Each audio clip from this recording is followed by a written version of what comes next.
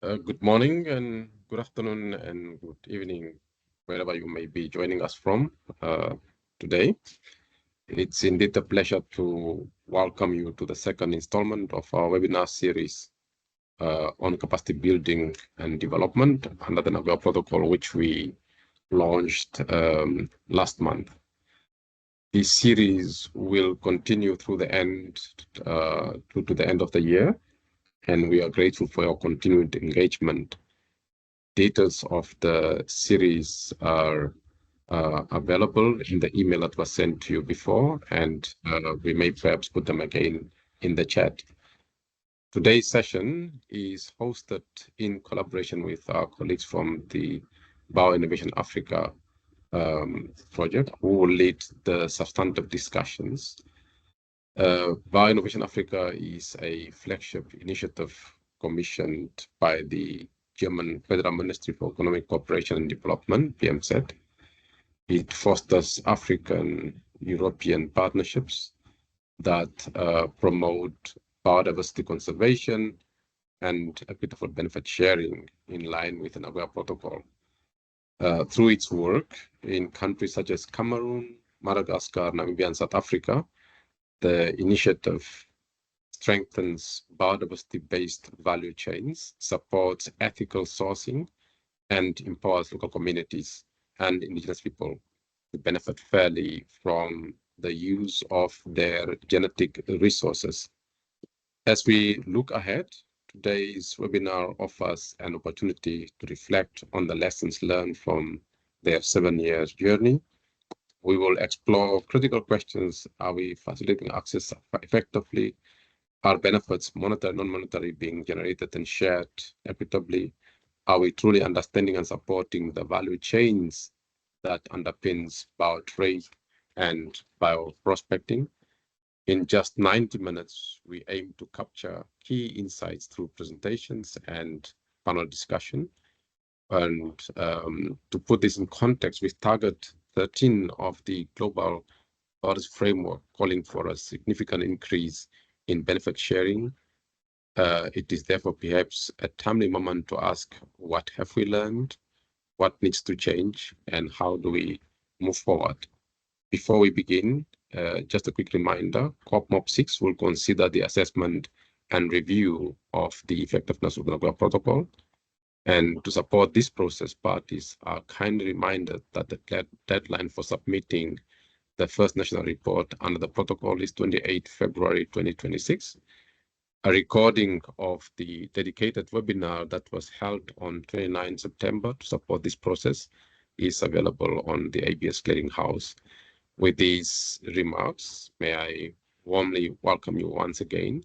Let's make the most of today's session and enjoy the insights and reflections that will be shared. Thank you so much. Over to you, Lena. Thank you very much, Tauko, and good morning, good afternoon, and good evening also from my side.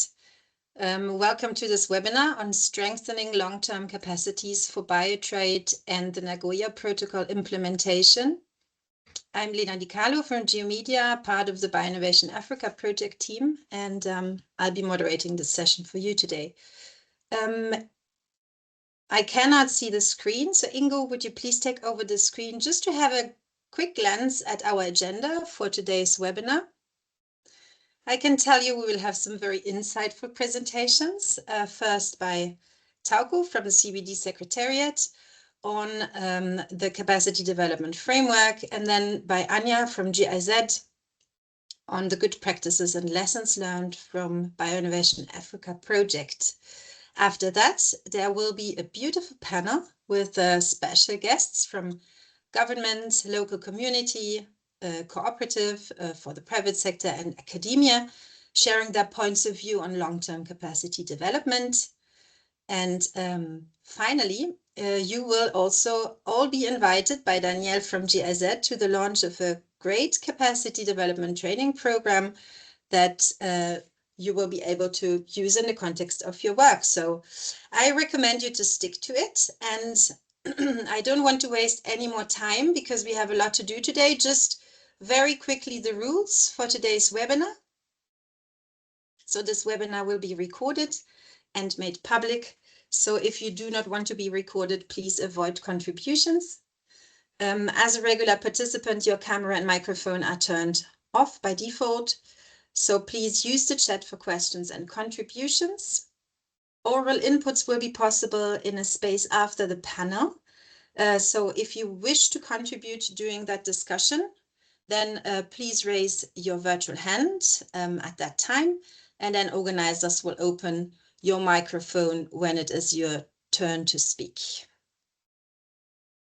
So I will immediately hand back to Tao Kondyo-Shikongo, who is the head of the ABS unit at the CBD Secretariat in Montreal. Tauko, we are all ears to hear what you have to say about the long-term strategic framework for capacity building and development, and also thank you in advance for introducing the topic of today's session, strengthening long-term capacities for Biotrade and the Nagoya Protocol implementation. Tauko, what is this about, and do we actually need long-term capacities for Biotrade and the Nagoya Protocol implementation? The floor is yours. Thank you. Alex, could you put up the presentation? Thank you, Lena. And indeed, it shows that we will be speaking about the ABS Capacity Development Framework, or the Nagoya Protocol Action Plan. But I won't go into too much detail of that one, as we will have a dedicated webinar on that. However, if we just take a step back, in our previous session, we reflected on the 20-year journey of the ABS initiative, which has evolved through 5 key phases, from supporting negotiations of the protocol to addressing the complex issues of digital sequenced information on DSI, or now on genetic resources. Now, today, we are looking back and examine the, from the perspective of the interim assessment and review of the effectiveness. Next slide, Alex.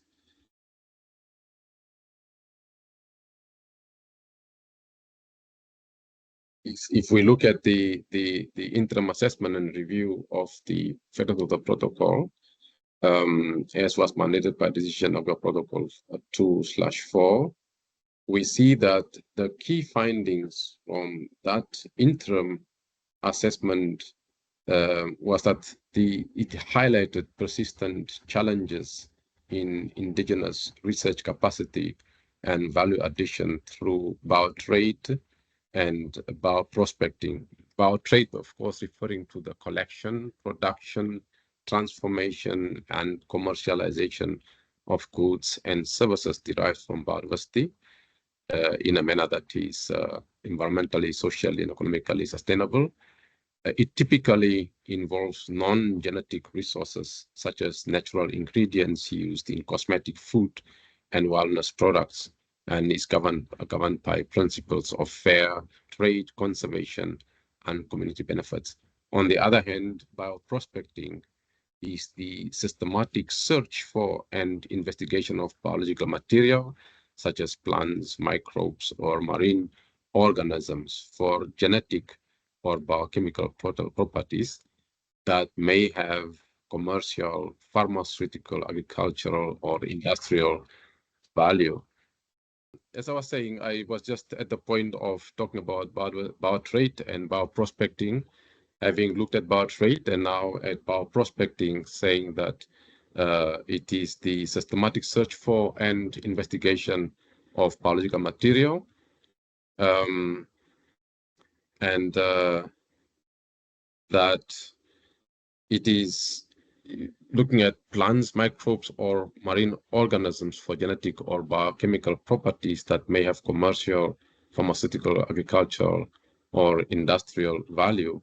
It is inherently research and innovation driven, often involving advanced biotechnology. From these two, we can clearly see that the bioprospecting aspect is the one that is most relevant to the Nagoya Protocol, whereas from Biotrade that focuses on non-genetic resources, it sometimes also it also does fall within the scope of Nagoya Protocol. Now, if we look at the interim assessment and what it found, as I was saying, it is that we have limited institutional, technical, and financial capacity in many developing countries to actually undertake such research, and also insufficient infrastructure and mechanism to support local innovation and product development, as well as benefit sharing arrangements that often favored external actors leaving local communities and researchers with minimal returns. Can we move to the next slide, Alex?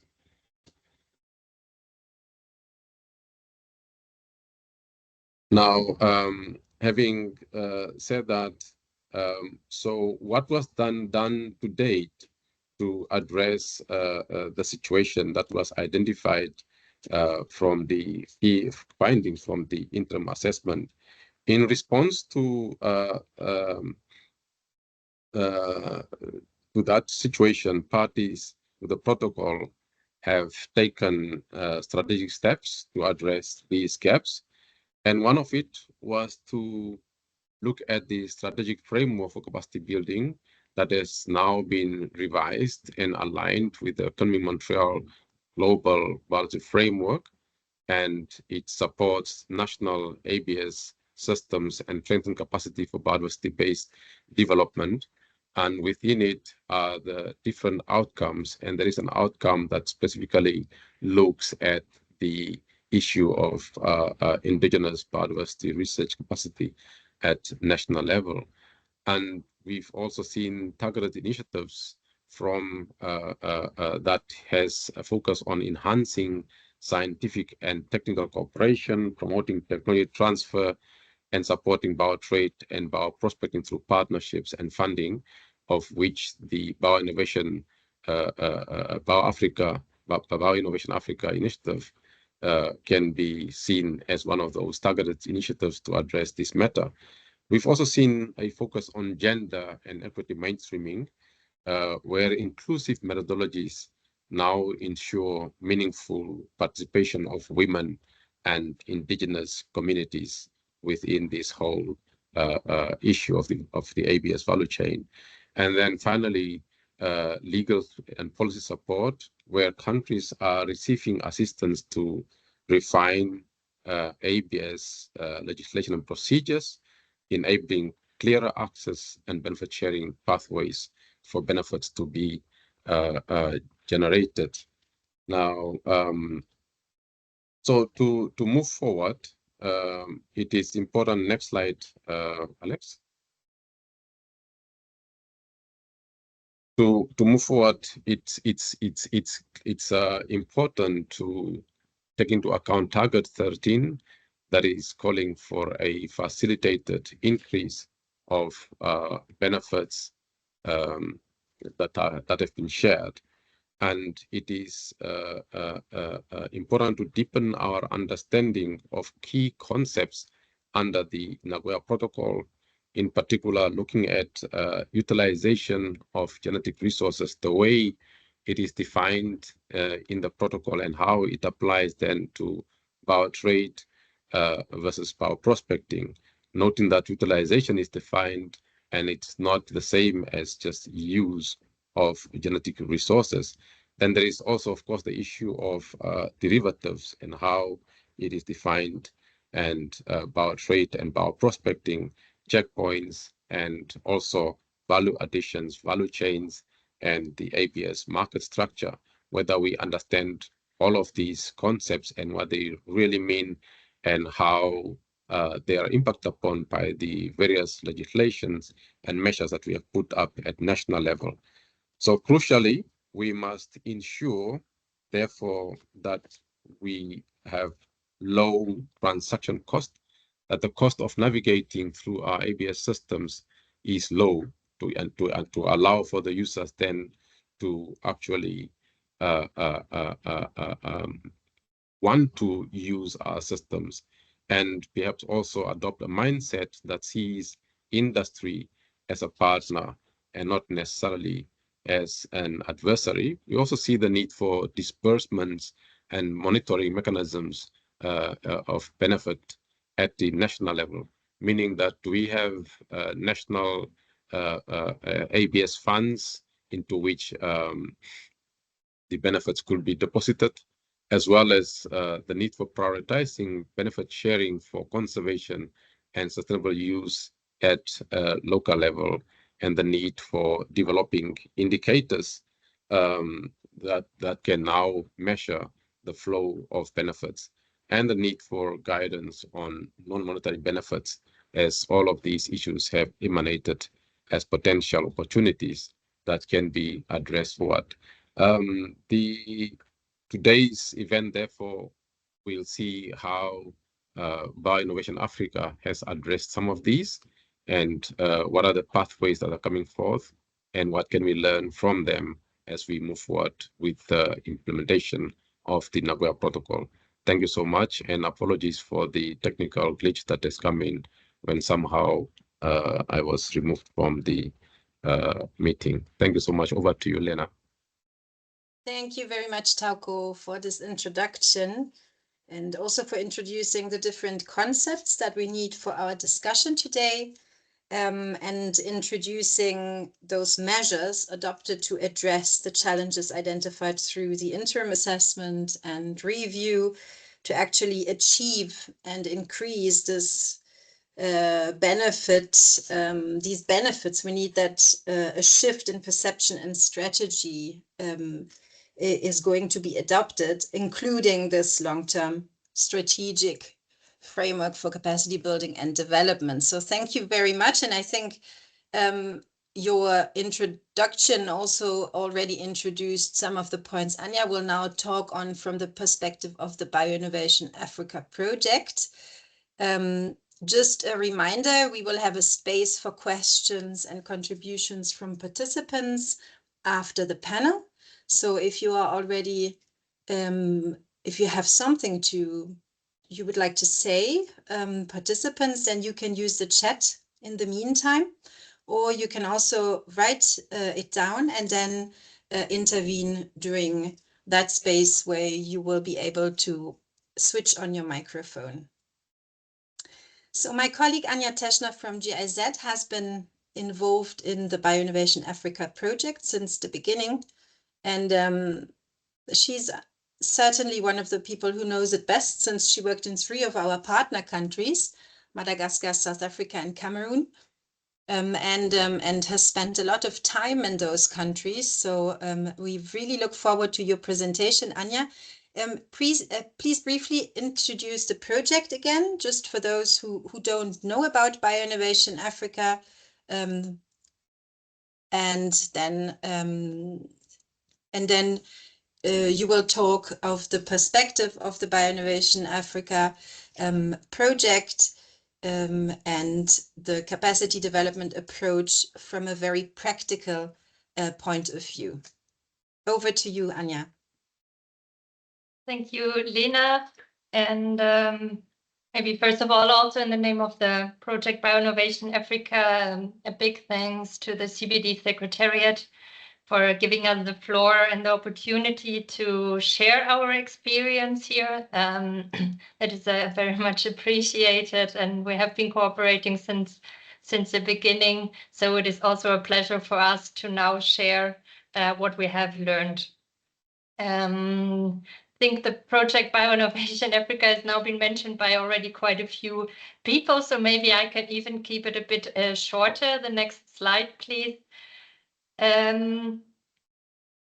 Maybe you can see the countries of implementation again here have also been mentioned: Cameroon, Namibia, South Africa, and Madagascar. And as it was also already mentioned, it started already quite some time ago. So we started around the beginning of 2020, even a bit earlier. So it's more than 6 years that this project is ongoing. Also more than 6 years that I have the pleasure being part of this project. And I think it's a good moment to share experience, and everything I will now present will be based on this.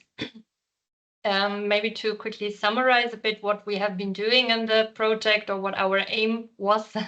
So we aimed at fostering business partnerships between Africa and Europe, so between African companies, European companies, or actors of the private sector.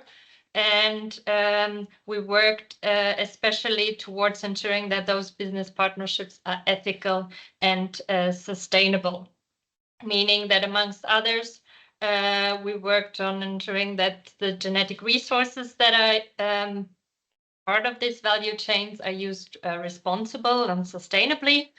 And we also supported equitable benefit sharing, either within the context of ABS or outside of the context of ABS, but just very generally trying to ensuring that benefits stay in the countries. Next slide, please. Where we come from in regards from our project approach, we wanted to highlight the potential of biodiversity-based products.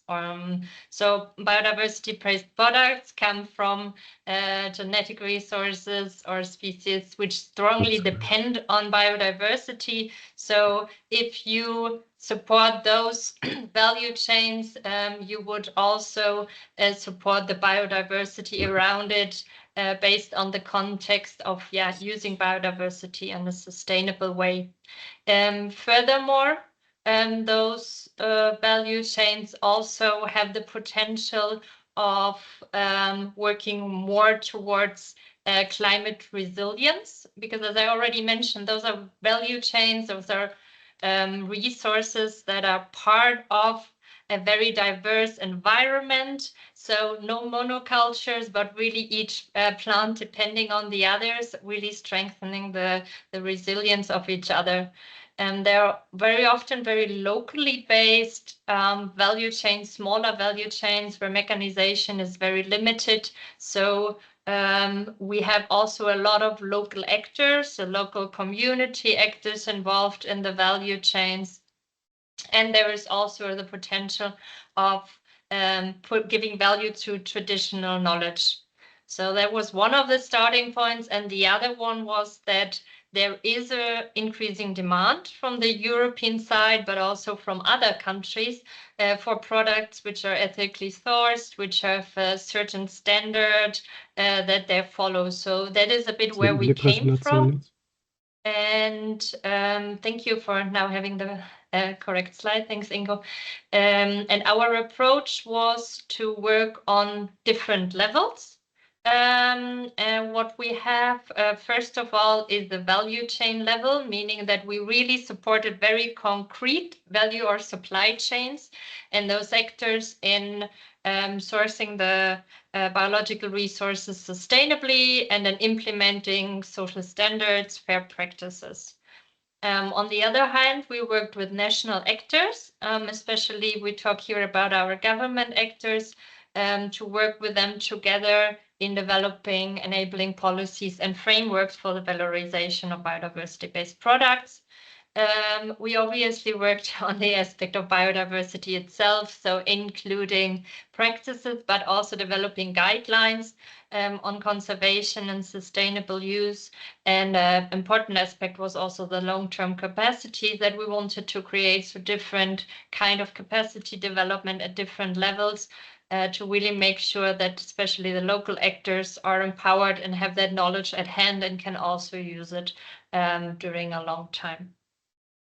And the other aspect was the thinking that international business partnerships or fostering international business partnerships would have a beneficial impact on private sector development in the countries where the resources come from. So those companies get also strengthened. We did a lot of support for local companies also to get their paperwork sorted out, and to ensure that their processes are based on standard. Those partnerships would then also have impact on the rural population in regards to creating job, in regards to creating additional income, and that would also then ensure that those companies can reinvest in biodiversity and livelihoods from the benefits that are created. And here we come to something that Taupo just also mentioned. So without a value chain, without the valorization of the biodiversity, there is no benefit sharing. So those aspects were quite key to our approach. And if we now go further, I will now talk a bit about what are the learnings that we had. So we go also a step further. Thank you very much. So first of all, what we learned during the 6 years is that you really need committed partners who stick to the value chain, and also that there are not just 1 or 2 partners which are involved to make a value chain sustainable and successful, but there are a large number of partners which maybe in the beginning you would not even think of. So this is here a summary a bit of different partners. It might not always be in this construct, but you obviously have the providers of the resource to the communities, cooperatives. You have the private sector in the country of origin. In our case, we had the international private sector who came in. But then obviously, I already talked also about benefit sharing and policies. You have the governmental level. You have the research level also. The research institutes which support the sustainable value chain. In very many cases, you had NGOs, non-governmental organizations, who supported the actors on the ground. And in some countries, especially South Africa, the role of business support organizations were also quite dominant. And if we click on the next, we can just to show that we as before we as development cooperation, so as a project, we obviously try to also bring our input into that commitment of partners, and seeing our role as supporting the collaboration between them. And maybe to have one example here from our project, we worked on a resource in Cameroon called Mondiavaiti, and here we worked together with a French company who had an interest of developing a new ingredient for the flavor market. Based on this Mondiavaiti plant, we had their Cameroonian business partner involved. We had the community involved to produce the plant, but we also had the university involved who basically did research on what are the potentials of this plant, how can we ensure that it is also harvested sustainably. So that, I think, is a very nice example of how different partners work together, and we had the government institutions to ensure that all of this was ABS compliant. So already quite a few actors involved here, and I think also if the panelists coming later will surely be able to talk a bit more on this. I'm just thinking about Martha from Namibia, for example. So let us go to the next slide now. Another learning that we had is really the importance that you start, or you support a resource where there is market interest. So it showed really from our approach, really starting from, okay, what does the private sector in Africa and in Europe says on the potential of the resource, and then promote it. So if you don't have really any potential of success that somebody is taking up this resource, it is just a partnership that will probably not be very successful. So what we here, for example, have is an example from a Namibian partnership that we supported on a resource that is called silver cluster leaf, where a UK company, where we as BIA project really supported a UK company and partners on the ground in Namibia for years to identify new potential plants that could be commercialized, and guided them also through the process and help them with the process of analysis and making sure those that resource is really also ready to go to the market. So that was a very nice example of a company really sticking over years to the process and seeing the potential of this plant, and having the commitment of continuing with it. And can we go to the next slide, please? Here we talk about coming back a bit to the producers of the resource and the important role that they play. So what we see is really that they have to have ownership of their resource. They have to understand why they produce it and the importance that there is within it and the importance of protecting it. And I'm very sure that if Stanley Peterson is with us and in the panel, he will be talking to this quite a lot. I can just bring, for example, an example from Madagascar on the resource Ilang-Ilang, where there was a French partner, a Madagascar company, and cooperatives working on this resource. And we worked with one cooperative, which was actually a flower picking cooperative. So their only role was to go to fields from other people to collect the flowers.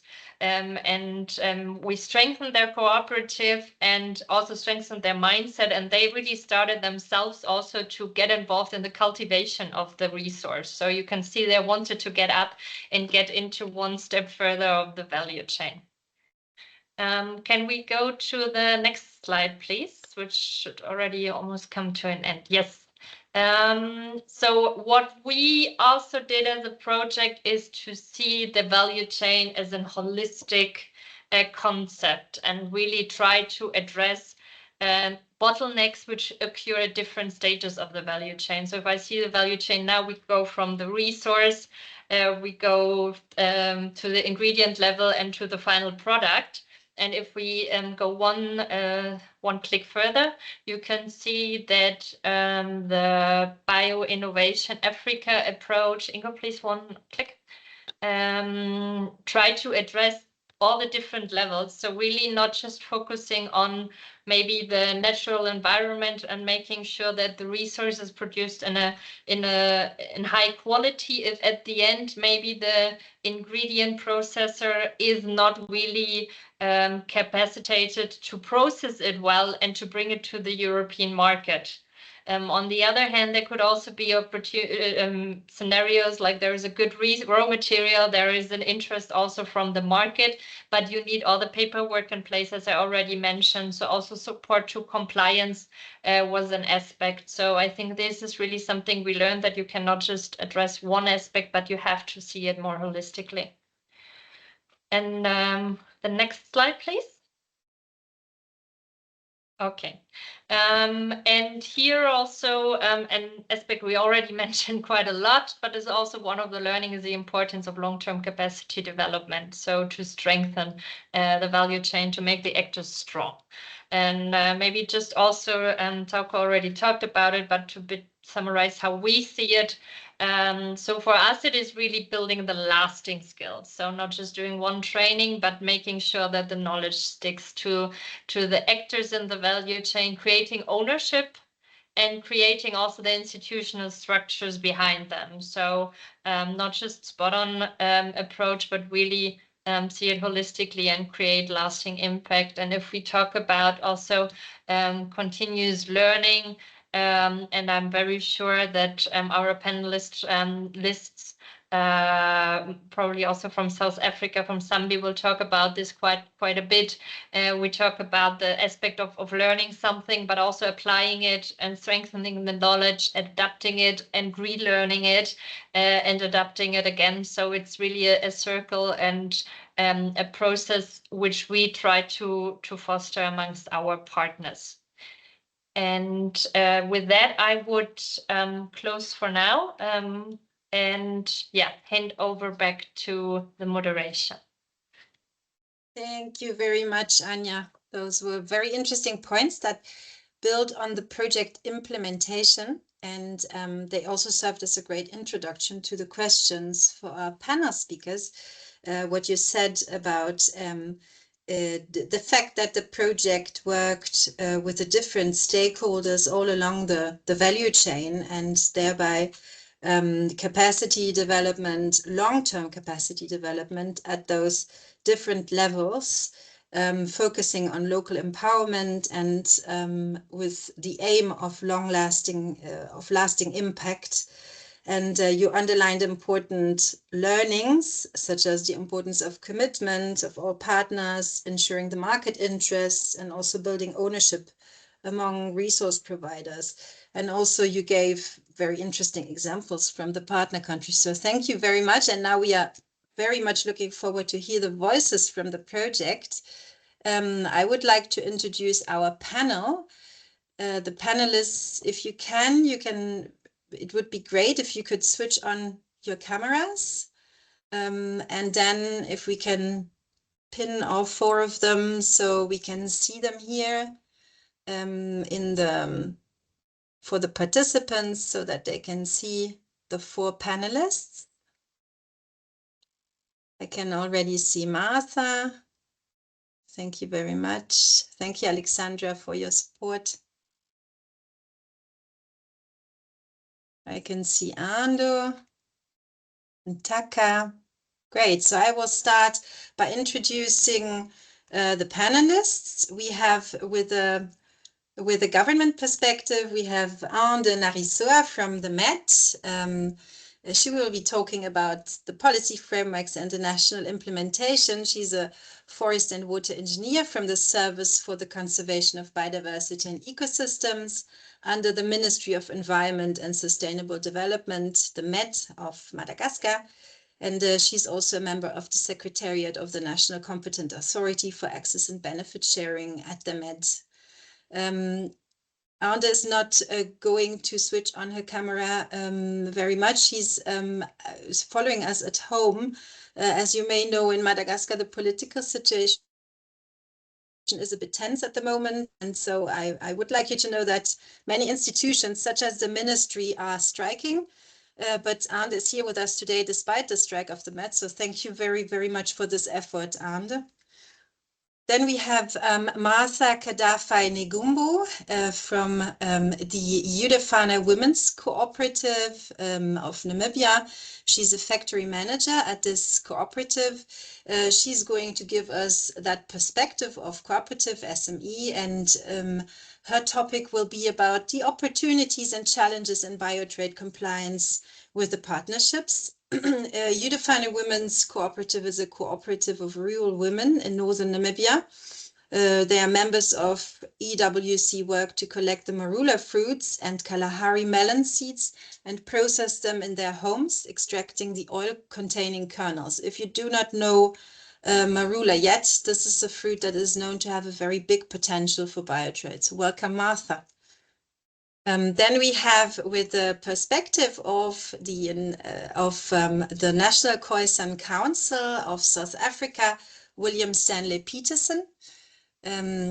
He's going to talk about building the ownership and equity in biotrade. So the Khoisan Council is part of the Buchu industry-wide benefit sharing agreement, and was supported to participate at the Buchu Industry short course training. So Stanley, I believe you will share your experience with that, and also, well, in this benefit sharing short course, and also share the experience in product development that you're now undertaking. So welcome, Stanley. And then we have, with the perspective of the academia, and Taka Shidada. She's the Director of Biodiversity Policy Advice and a Senior Policy Advisor at the South African National Biodiversity Institute, SANBI. She is going to talk about ensuring continuous learning and capacity transfer from this academia perspective. And SANBI serves as a CBD sub-regional technical support center for Southern Africa. And in collaboration with BIA, they work to upscale the BioInnovation Academy in the Southern African region. Now, welcome again to all the panelists. And Taka has to fly to Panama shortly today. So I would like to start with you, and Taka. I have 3 questions for everyone. But since you have to leave soon, I would like to ask you all the questions first and then continue the discussion with the other 3 panelists. It would be great if all the panelists could respond within 2-3 minutes to allow some time also at the end to participants and give them the opportunity to ask questions at the end. And participants, in the meantime, please feel free to drop your thoughts in the chat. Okay, so welcome again to all four panelists. And Taka, you represent the academic perspective here today.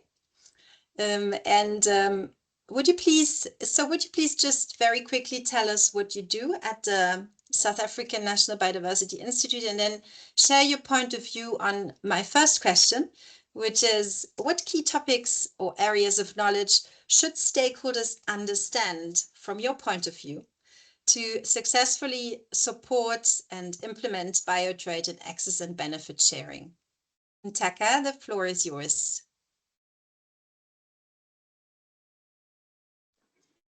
Thank you so much for this opportunity. My name is Ntakazeni Chidaja. I am the director responsible for biodiversity policy advice within SANBI, and part of my responsibility is to lead the operationalization of the Technical and Scientific Cooperation Support Center in Southern Africa, focusing on 9 countries. So I think one of the critical things that through this partnership that we have been involved with the GIZ and the BI Academy, one of the things that we, as South Africa, as one of the developing countries, we feel the need for ensuring that our indigenous people and local communities within the Limpopo and KwaZulu-Natal are also capacitated to understand the access and benefit sharing. What does it mean, and the potential that the biodiversity that sits within them or in adjacent to their homesteads is very valuable to support their livelihoods, and the need for them to also participate in the value chain and the preservation of the indigenous knowledge about that particular species. So that's why our train the trainer capacity building was mainly focused on biodiversity valorization, and we did also bring in those indigenous people and local communities within those provinces that I just mentioned in South Africa to come and learn more about how they can participate within the value chain. And what we have also brought to them, the participants were those that are already involved in the in any form on access and benefit sharing. Some of them, they had products, some of them are involved in agroecology, and there were a number of things that they wanted to learn more about. And the module on valorization was very centered around or equipping them to participate adequately within the value chain. Thank you. Thank you very much, Ntaka, for this insight. And so I'm hearing that for you, the most important aspect of long-term capacity development is to support indigenous people and local communities to really understand ABS and the potential of their biodiversity and also their traditional knowledge in order for them to effectively participate in the value chains. Why do you think it is important to build long-term capacities within your organization or work, Ntaka?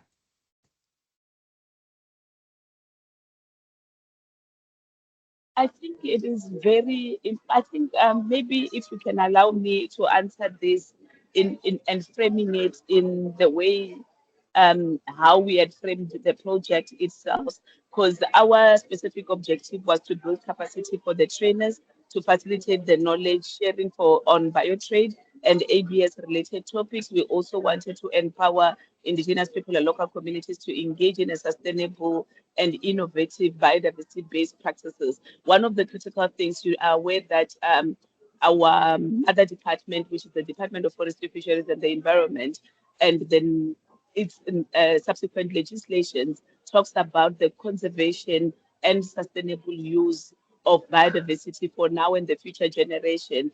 And most of these activities, one of the things that we also noted was that there is harvesting is happening in the wild, and that needs to also be done in a very sustainable way. Therefore, part of this conversation was also to ensure that the indigenous people and local communities, they do it in a sustainable manner, in a manner that they don't deplete the biodiversity or the genetic resources in the wild. So that was part of us engaging with them on that, and also to empower their knowledge in terms of what kind of processes they need to follow. And we did it in a scenario or a stage or a play kind of a process wherein they go and research about what are the processes that they need to follow, and they organize themselves and produce a play around the whole process, application process of the permitting system. And with that, we wanted to ensure that we empower their knowledge in a manner that they don't even forget, and they were able to share with other participants. One of the good things that are also coming out from this engagement from the participants, we've been getting a lot of inputs in relation to that we are going to train others. We also partnered with the universities like the African Leadership University, the University of Limpopo, the college, agricultural college in nearby their communities, to ensure that there is uptake of the modules for further training. So we are not only delivering this as Sanbi, but in partnership with institutions like universities within the provinces for uptake. And part of it, we're also going to make sure that there is, what do we call it, also share the access to these modules online, because some of them said they want to also follow other modules that are also part of this work.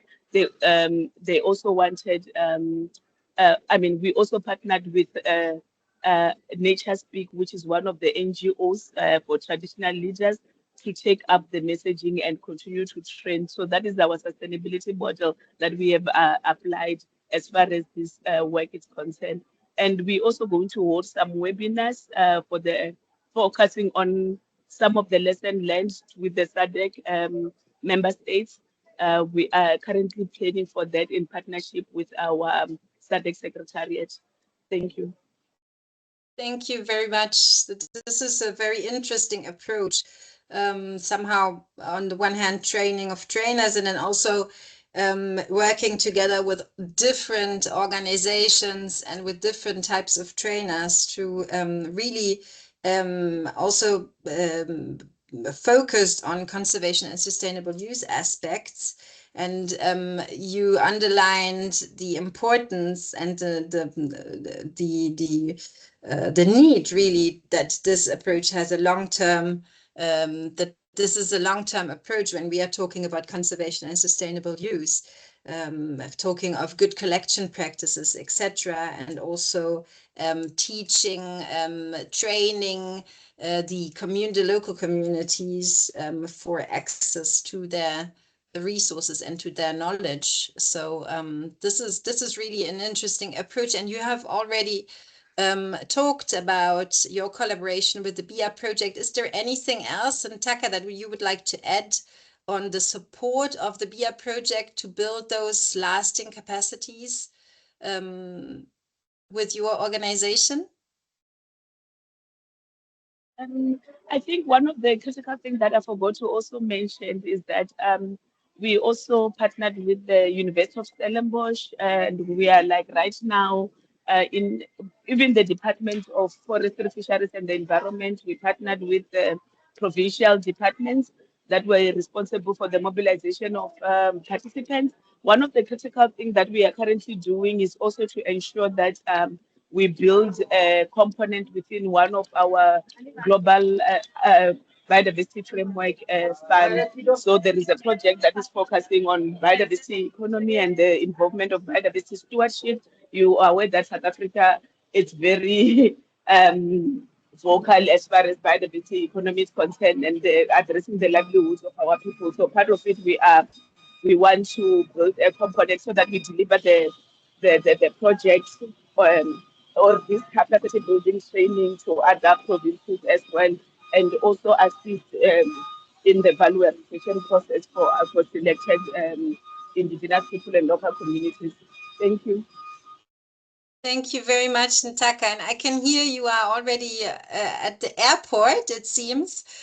So you are probably already ready to fly. Now, are there any questions or comments for Ntaka before she leaves from anyone? I know you probably don't have your microphones enabled yet, but you could post your question or comment in the chat if there was any.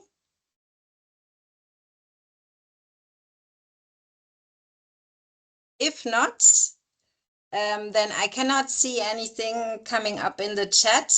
Then, Ntaka, thank you so much for participating. We wish you a safe journey. And yeah, please just feel free to just leave when you need to board your flight. Thank you again. So now we are very excited to hear the other perspectives of our panelists. I don't know if we have Stanley also with us by now. I couldn't see him. I could say, is he Martha and Ando? If anyone could tell me. If not, then we start. I think he is not there for now. We will check, but if not, he would be somewhere where he cannot speak because he would not be the microphone would not have been activated. But we work on it. Because I see in the chat I am here with the name Speak of ZFM. So okay, Alexandra, if you could, yeah, I think that Stanley joined this webinar with a different link, which doesn't enable him yet to speak. So Alexandra, if you could enable that Speak of ZFM, because we think that there's Stanley behind that participant. And then can anyone from the panel switch on their videos? I cannot see the videos, but perhaps participants can. Okay, so I would like to now to hear the other perspectives. So I will repeat the first question to all of you. My first question is, what key topics or areas stakeholders understand to successfully implement Biotrade and access and benefit sharing from your point of view? So now I see in the chat, it's me. I'm a government official. Okay, so I think, I'm not sure if Stanley is with us, but we will start with Martha and with Ande. So I would like to start with Martha from Beautifana Women's Cooperative. So what is your point of view of which areas of knowledge should stakeholders understand to successfully support Biotrade and ABS? Martha, please come in.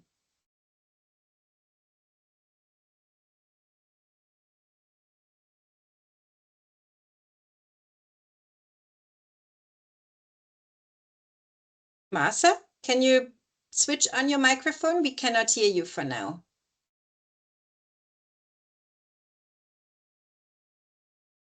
And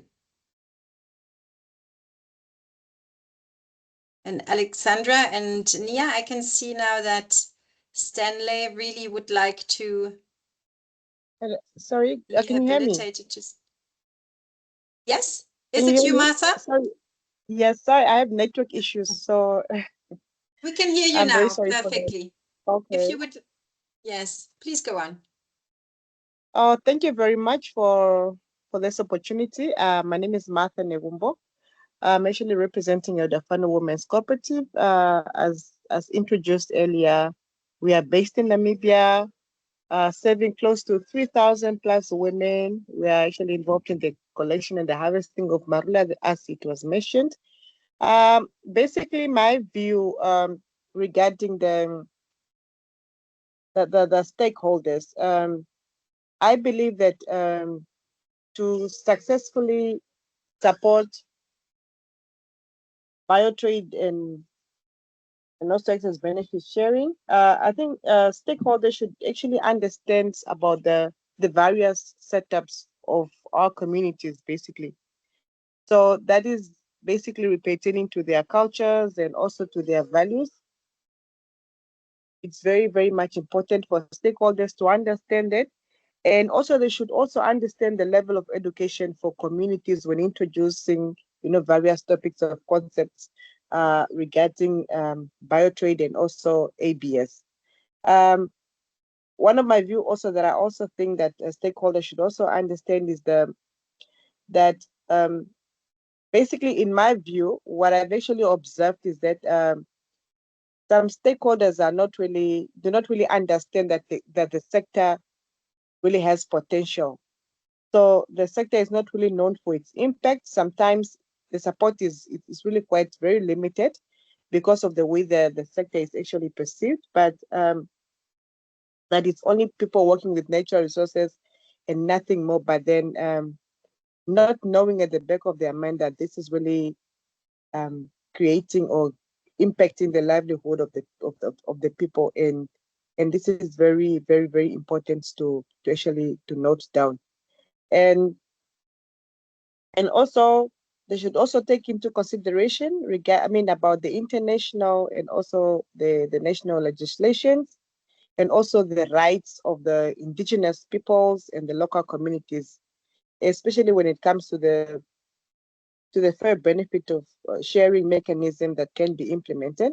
And also very important, communities also likes to be consulted, or they like to be informed, or they like to be involved, and they also like to give permission to whatever you want to, to support the communities with. So stakeholders should basically understand the whole business model of that specific of the sector for them to be able to really greatly contribute to the sector.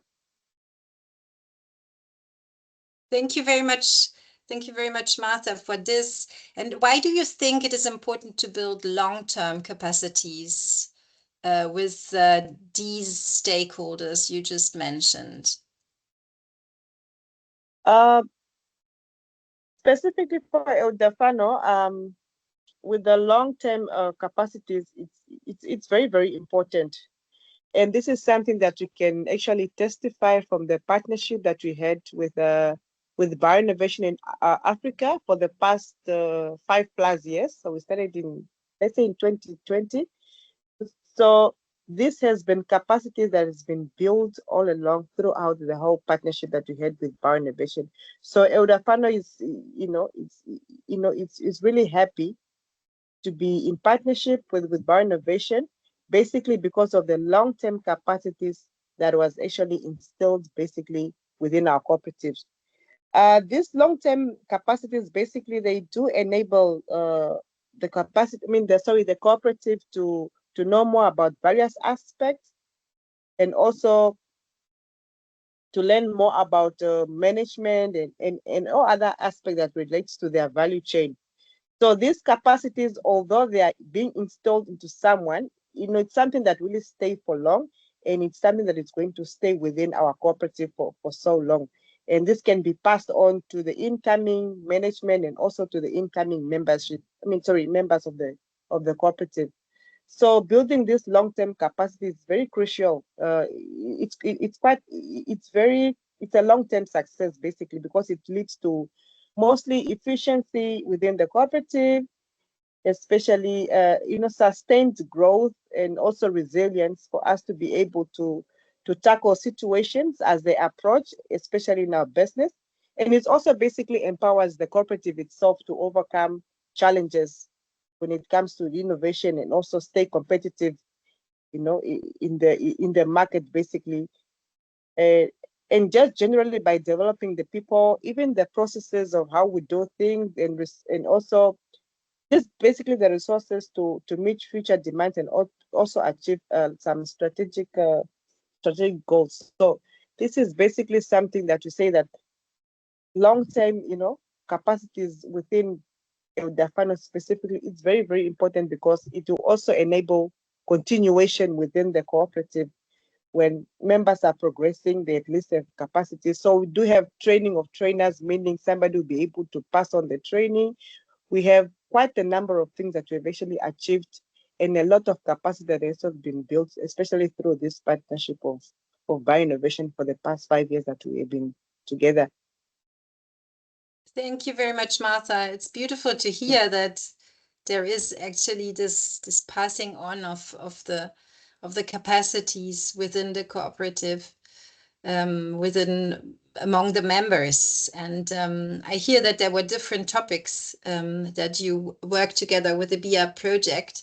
Was that in the form of trainings, or would you like to share a concrete example of the BIA project support for these for this capacity development? As I've said, that it's a partnership that actually existed for more than 5 years, and there's quite a number of aspects that we've actually achieved. We had phase 1 and also phase 2 of this partnership. And in the phase 1, what we've actually done is that we had quite a number of objectives. Number 1, we actually achieved in trying to procuring an equipment for extracting marula oil. That is basically just to improve the outputs of our daily production of marula oil. And this was generally basically done possible by the body shop, because in this partnership, we also had clients as partners also in this partnership, and they've actually assisted us in getting those equipments to at least improve the quality, to improve the production, and also improving members' efficiency output in terms of the cracking of the raw material, because the current method that we use does not really enable the member to produce a lot of kernels when they are delivering. So there were actually trials that were made possible also by these partners to at least procure equipment that will be able to improve efficiency in terms of marula cracking. Various capacity development trainings also took place also with the DAFANO staff and also with the management also. And also we tried also establishing the best certification also that will be very much relevant in the market where we operate.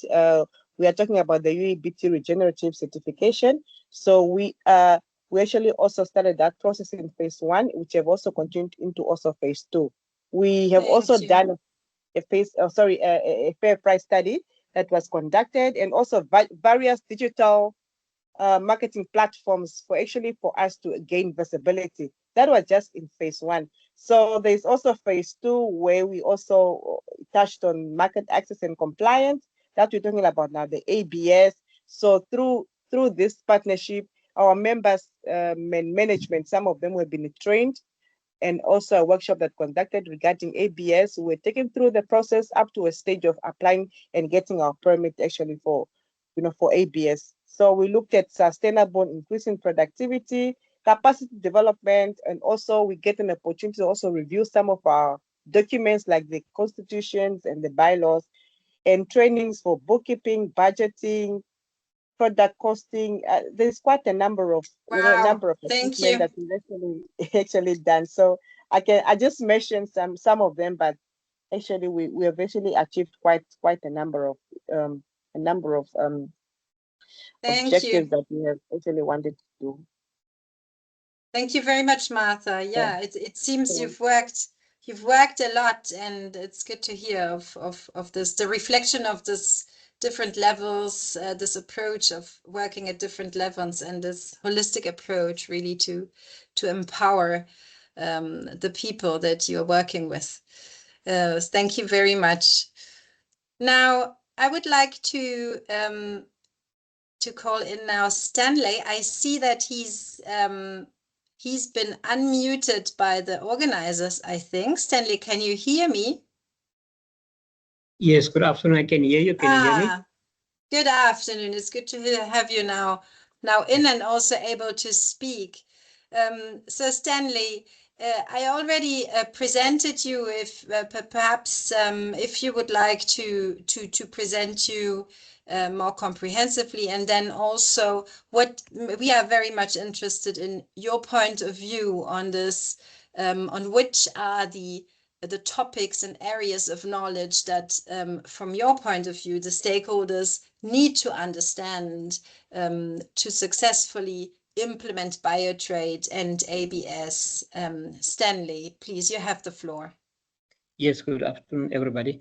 Yeah, you see what happened is with us previously, we just were as industry and TK holders, we just negotiate. I'm the lead negotiator of South Africa for the Khoikhoi people of South Africa. I'm also the deputy chairperson of the Rooibos Khoikhoi Biodiversity Trust, in which the money is being paid into the levies. But what happened is during a workshop that's been organized by you, GIZ, they brought the industries and the TK holders together.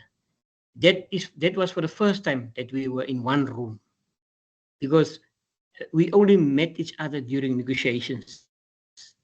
And this is this fear of what are they going, what do they want? Hey, they want all our money and this kind of thing. So this workshop create a place and a space that we could overcome our fear and talk to each other. What is it that you want, and what is it that we want? And after that workshop, the workshop inspired me. It was for 2-3 days, and after that, we as the Khoikhoi people shoot our first ABS and TK short film, which is on our website, Khoikhoi People's Biodiversity Trust. So we shoot it. Why we shoot it? We were inspired because we spoke with the industry by saying, we don't want levies anymore. We want to be partners. We see us as partners because we want to add value to our products. And we busy now negotiating with each other after a short course. But remember, before that workshop, we were invited also by the Buchu industry and sponsored by you to visit the factories where they make medicine, and also the fields where our products have been harvested. So there we shared knowledge, we shared experiences, we shared fears, and now we understand each other. Now we're moving towards a partnership instead of receiving levies. 3 weeks ago, we as the Khoikhoi people launched our first own Rooibos tea, our first own herbal tea in the world. It will be soon showcased everywhere. It is the first. We also produce our own sugar or diabetic pill and high blood pressure pill. That is all due to the workshop that you people arrange for us to get together with the industry, so that we don't have to fear each other. When there's problems, we have to talk. There's a few things that I want to highlight here. One is, if you don't understand the 3 terms, one is a TK, which is a traditional knowledge. The second one is ABS, access benefit sharing, and then the third one is FPIC. If the 2 of us understand those terms, then the relationship and the long-term relationship will last. Because if we don't understand it, we don't know. Because for some people, we are not here to only commercialize our resources or plant species. We are here also to protect them and to sustain them and to preserve them. So there's a lot of things here. But all I'm saying is now, a month ago, we signed this 3rd major agreement. First was the Rooibos, second one was the Buchu, and a month ago we signed the first ever industry-wide agreement, which is a honeybush agreement. With the honeybush agreement is the first time ever that we sign a non-monetary benefit that will be huge. With a non-monetary benefit, we said now we want capacity. In other words, we know now the knowledge, we're now in product development, but now we want to study, to get our products South African SAB registered, to get our resources and our products worldwide registered through the various organizations organic registered, everything. So now we into that, and also to train our people in the finance of our products, how to manage your money, your bookkeeping. So we now in South Africa, we now ahead also above all other indigenous people, not only by negotiating benefits successfully, but also now getting into the value chain and capacitate our people. Thank you so much, Stanley, and congratulations for all those successes. Thank you for being very concrete, saying that there are 3 things that people need to know. What is traditional knowledge, access and benefit sharing, and also prior informed consent, PIC, which is part of the ABS framework. And to really give us an insight into your journey, to starting with that capacity to be able to speak and speak up and defend your interests, and then going all this long journey until and now already being at all steps of this Biotrade value chain that Tauko mentioned at the very beginning. So really enabling people to be not only collectors, but also being producers, also transforming and also doing the commercialization of the products, looking into research, looking into management. So there's a lot of things, a lot of capacity development to do. And thank you very much. And well, you talked about one workshop. Is there any other support, concrete support by the BIA project that you would like to share, Stanley? Yeah, you know, there are so many things that we can share, and there's so many things that we need. In fact, is what we need is, you know, when we met as industry approached and said, to apply for a permit, where you had to go through many paperwork and things like that. So we want to eliminate this. We want to say, let us partner with you. Let us apply for permits, and you coming with us, because you know, and that needs training. You understand? For us, you know, from a people perspective outside, you'll only look. But why are people giving you, for example, 1 or 2 or 3% levy? But I don't understand. You cannot milk a cow, and what if the cow dies? What will you do then? Because then there's no milk for both of us, and there's no cow. So we need to understand each other. We need to protect each other. We need to find each other. And I think that need more exploration. We need to talk more with each other, especially now with new products that we're facing. And really, people are coming now up front. That's why I'm saying, hence, once we completed a book workshop, sponsored also by JZ and so on. So now other industries and also companies come forward and say, look, we want to work with you. Look, we want, because That's at first so there was great. this, we were this bridge. They were fear. How can we approach them? Because they only want money. They don't see the other side of us. But now we have a common ground. Yeah. Thank you so much, Stanley. And I see there is one question. We still have Ande from the Met in Madagascar. We want to really hear her perspective as well. But very, very briefly, Stanley, to take at least one question from the participants.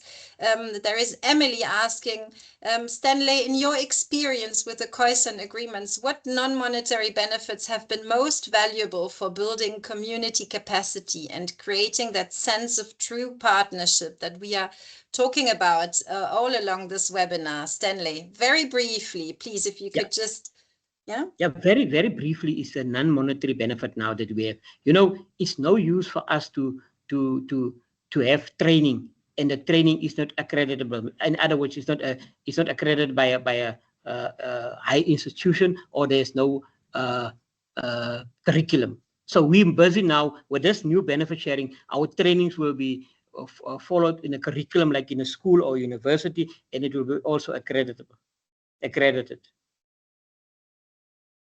So that is really the most valuable aspect that you would mention. Thank you very much, and thank you, Emily, for your question. Now, thank you again, and let's now hear from Anne from the Ministry of Environment of Madagascar. Over to you, Anne. So we have the 3 questions. What key topics or areas of knowledge should stakeholders understand to successfully support biotrade and access and benefit sharing? And then there's why do you think it is important to build long-term capacities? So really the aspect of why is long-term capacity important, and how does the BIA project support to build that long-lasting capacities? And over to you.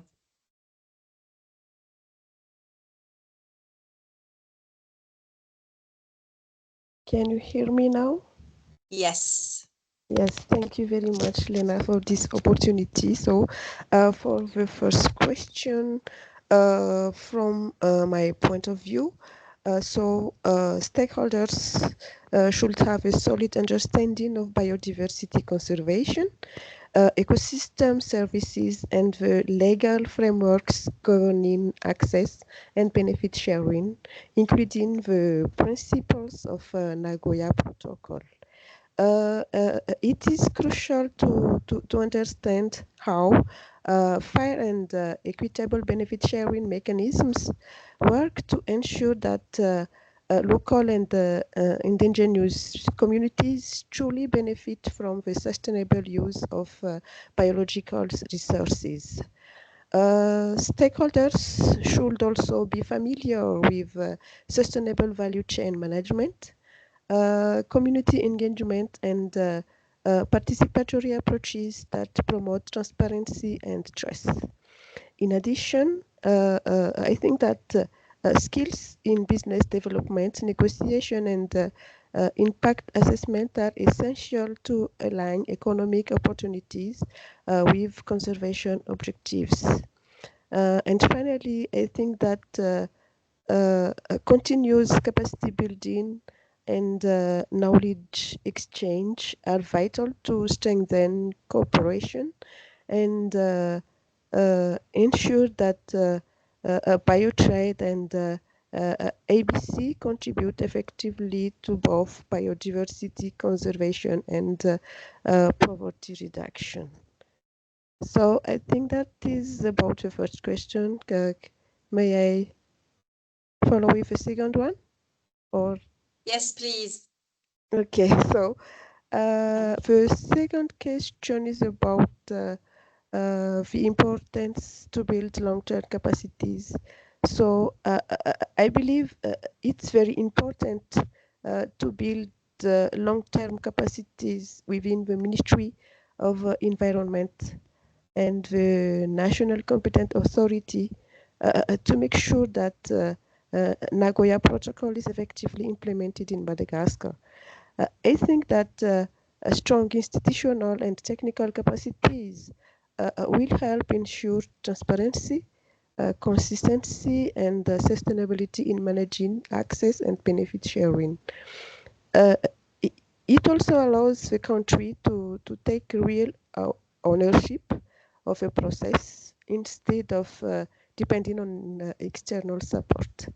And by strengthening coordination among all stakeholders, such as government, researchers, private sectors, and local communities, Madagascar can protect its biodiversity and promote fair benefit sharing, and also create lasting socioeconomic benefits for the people.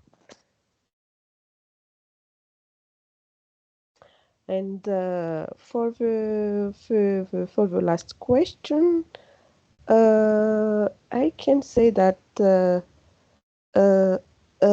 BIA project plays a key role in building lasting capacities for the Ministry of Environment and Sustainable Development in Madagascar.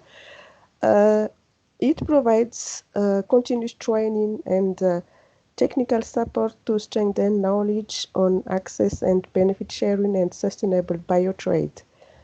The project also helps improve national policies and legal frameworks, giving the ministry the right tools to implement the Nagoya Protocol effectively. By promoting collaboration between government institutions, researchers, local communities, and the private sector, the project encourages a strong and coordinated approach. The most important is that BioInnovation Africa supports national ownership, as I said before, and empowering Malagasy experts to take the lead and ensuring that the capacity building will last well beyond the project's lifetime. In collaboration with the ministry, several capacity building workshops were organized for ministry staff at both national and regional levels. These trainings also targeted local communities and private sector, aiming to strengthen their knowledge and skills in sustainable natural resources management and in the implementation of the Nagoya Protocol. So I think I am done, Lena. So thank you so much. Back to you. Thank you for this government perspective, and congratulations for everything, all the work that you are carrying on out in Madagascar. And I think this was a very insightful panel. Thank you very much again to all 4 speakers. It really gave us the opportunity to gain insights into the various perspectives on long-term capacity development, and also hear some experiences with the BioInnovation Africa project. Thank you for sharing all these experiences. We have seen the questions of the participants. As it is often, we unfortunately do not have more time. This is because we ran a bit late since the beginning because of some technical problems. We really apologize for this, but we would like to send you the answers from the panelists and from the speakers after the webinar, so that you get answers to your questions. And Danielle, I'm really sorry. Please forgive me that we are quite late. So my colleague Danielle Foot, working here from GIZ headquarters, is going to talk about very briefly about one of the most remarkable outcomes of the BioInnovation Africa project, which is the BioInnovation Academy. Danielle, very briefly in 2 minutes, what is this about? And why do we really save the date this Friday from 11 to 12:30 Central European Time to be part of the launch of the BioInnovation Academy? Okay, thank you very much, Lena. Good afternoon to everyone. Ingo, I cannot see the slides. We can see you them, share your screen? Okay. You can see the first slide. Okay. Next slide, please. As already highlighted by Anya and the panelists. Next slide, please, Ingo. The BioInnovation Africa project has supported the sustainable management of several value chains in its partners countries. And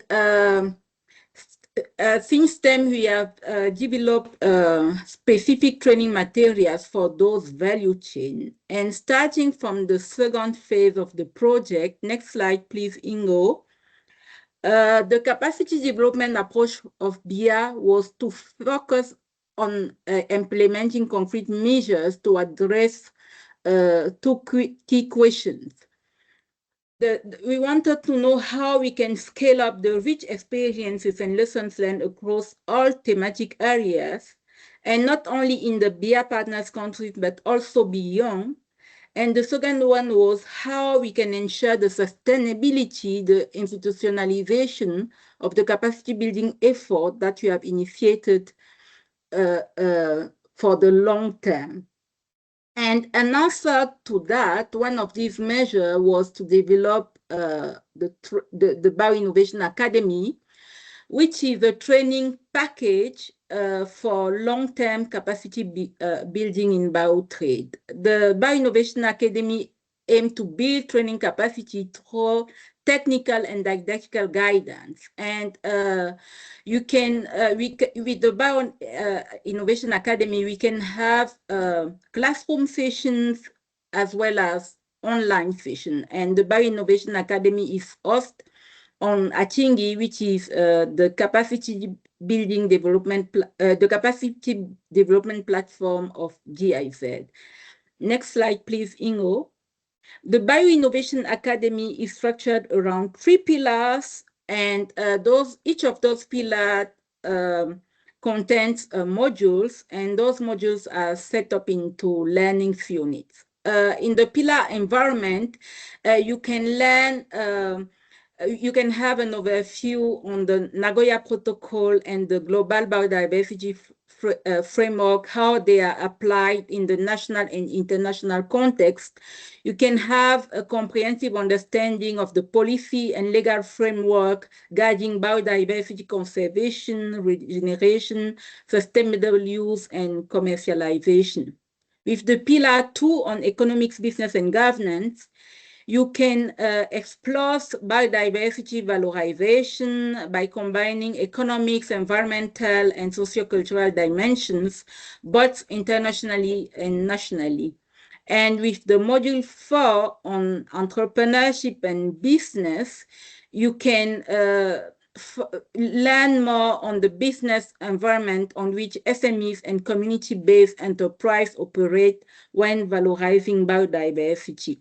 In the module 5, you will learn, you can have skills on governance aspects such as monitoring, evaluation, verification, and good socio-environmental business practices.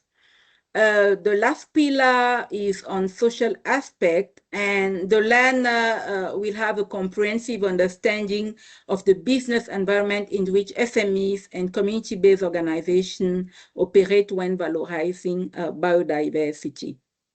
Next slide, please, Ingo. The learning outcome for the beneficiaries are multiple. You will understand the policy and legal framework and you will understand the business environment.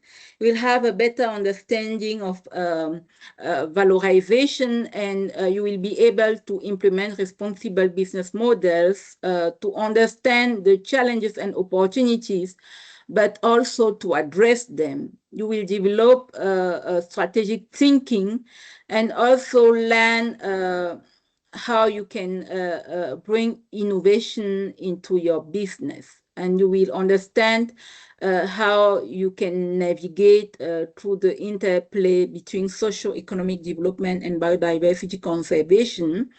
And at the end, you will be able to apply sectoral approaches to driving biodiversity valorization models for selected resources.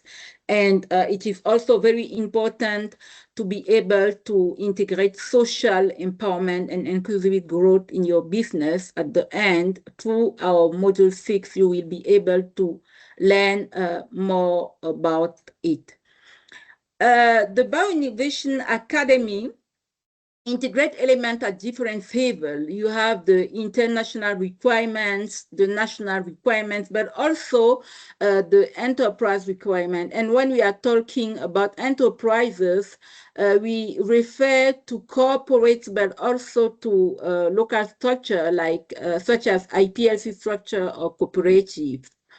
And as you can see, in all pillars, Sustainable Development Goals as well as the Global Biodiversity Framework targets will also be addressed. You can, next slide. It is the same for Pillar 2 and Pillar 3. Next slide, Ingo. Next slide. And who should learn and benefit from BioInnovation Academy? The BioInnovation Academy is aimed at trainers to enable them to train different stakeholder groups, such as regulators, academia, NGOs, local communities, but the trainers may also belong to those groups. And the course is designed to help trainers to plan, to design, to script, and to implement their own training course. Next slide, please, Ingo. And as already mentioned, BioInnovation Academy is not only about technical contents, but also about didactical aspect. You will have manuals which will guide you by developing your own training course. And in addition to that, you also have further materials such as PowerPoint presentation that you only have to adapt to your specific context. You have case studies, you have exercises, and other references that can help you to design your course. Next slide, Ingo.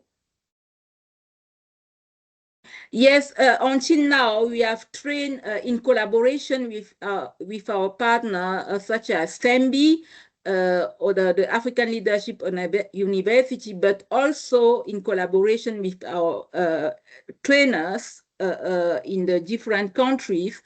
We target to have more than 500 users trained until the end of the year. Next slide, please, Ingo. You can just click on the link. We will not be able to navigate through the platform today, but if you want to access to that, Ingo, can you share your screen? You can just go to the platform. Ingo will share the links with you. And can you scroll down, please? We cannot see the platform.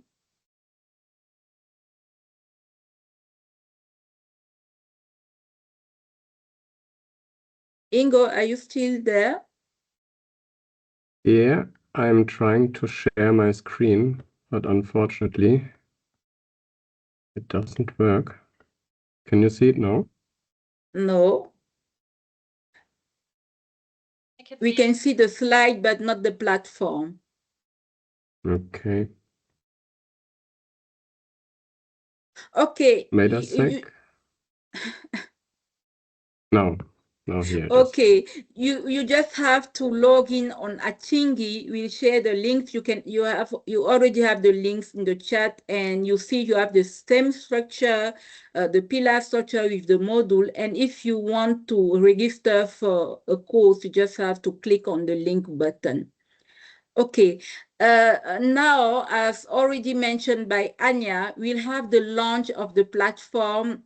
Ingo, you can go back to the PowerPoint. We will have the launch of the platform in 2 days, this Friday. And if you have interest to learn more on the BioInnovation Academy, you are kindly invited to register yourself. We share the registration links in the chat, and we hope that we will have you part of this event. Thank you very much, Anya. Thank you, Danielle. So, dear participants, we look forward to seeing all of you on Friday. And thank you very much for the extra minutes that you gave us to present the BioInnovation Academy. Tauko, I would now like to ask you to close this webinar and announce the next webinars in this series. I say goodbye for today, and many thanks to all the participants and the speakers. And Tauke, now over to you for the closing. Thank you, Lena, and thank you to all the presenters, the panelists, and to the staff of both Secretariat and the BioInnovation Africa.